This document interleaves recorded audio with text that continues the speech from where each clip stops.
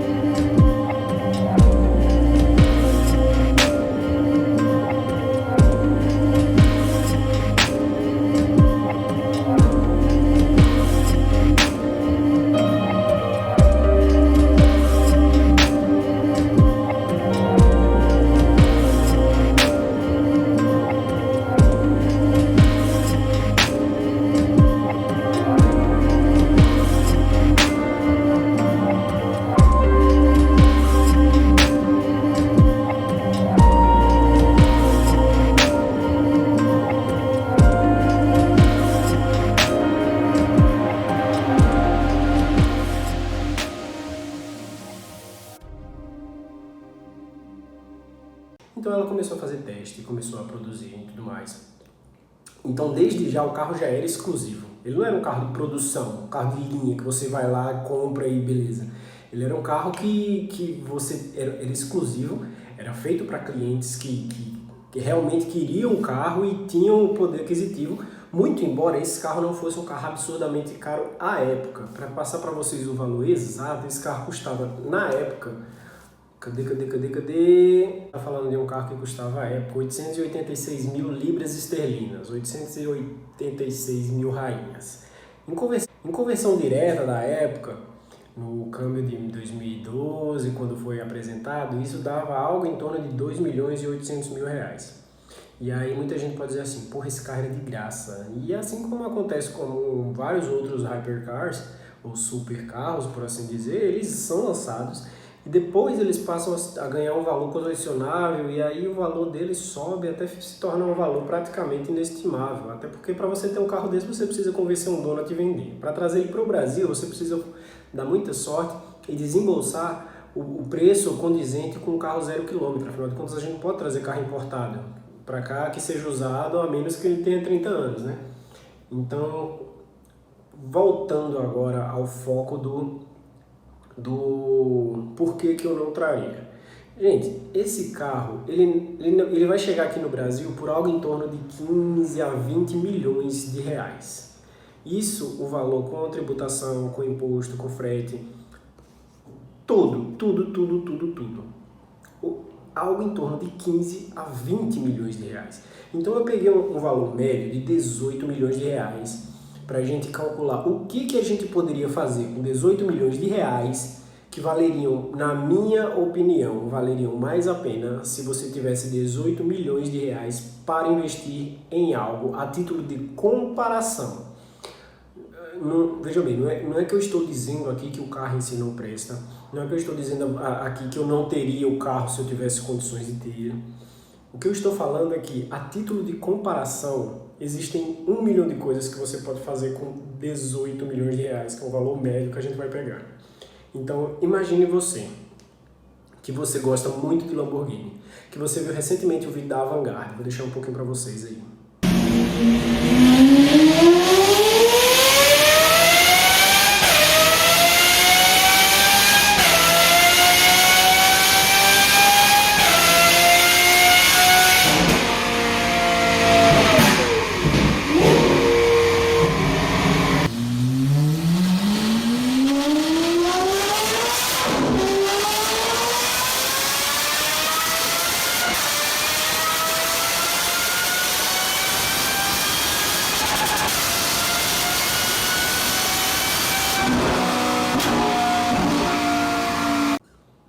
Imagine você ter esse carro, que é um Aventador, simples Aventador.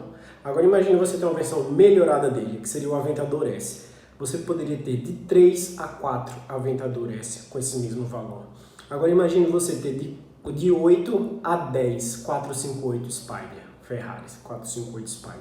Imagine você ter o valor de 4 a 5 F8 Tributo. Imagine você ter o valor de 4 SF90 Stradale, que é o carro do momento, que deu o rebuliço maior do mundo agora há pouco aqui em São Paulo. Imagine você ter, vamos mudar um pouco o foco, imagine que você poderia comprar 15 Nissans GT-R R35. Imagine que você poderia comprar de 6 a 7 Lamborghini Urus, se você gosta de SUV.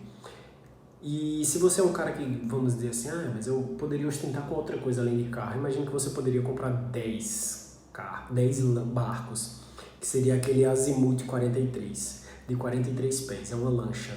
Agora imagine você que você poderia comprar, em média, 3 mansões em Indaiatuba, com piscina, com tudo que você tem direito, com pé direito duplo, com varanda, com vários quartos, com terreno suficiente para você criar cavalos ou pousar com helicóptero, independente do que você queira fazer. E tudo isso que a gente está falando é único e exclusivamente o valor do carro chegando aqui com os impostos pagos. Agora, tudo isso que a gente está falando é o valor do carro só estando aqui no Brasil e sendo legalizado no que tange a tributação de ele estar aqui como um carro apto a ser emplacado, homologado e registrado aqui no Brasil. Isso a gente não está considerando o valor dele em IPVA, por exemplo. Agora imagine você que você tem um carro de 18 milhões e você mora em São Paulo e você vai cadastrar esse carro aqui no Detran de São Paulo. Aqui em São Paulo, caso você não saiba, o IPVA custa 4% do valor do carro. Supondo que esse carro custou, no caso, 18 milhões de reais. O que você pagaria só de IPVA é o equivalente a 720 mil reais. É um M5 0 quilômetro. Um M5 0 quilômetro. Você tem noção do que é um RS6? É um apartamento no Morumbi.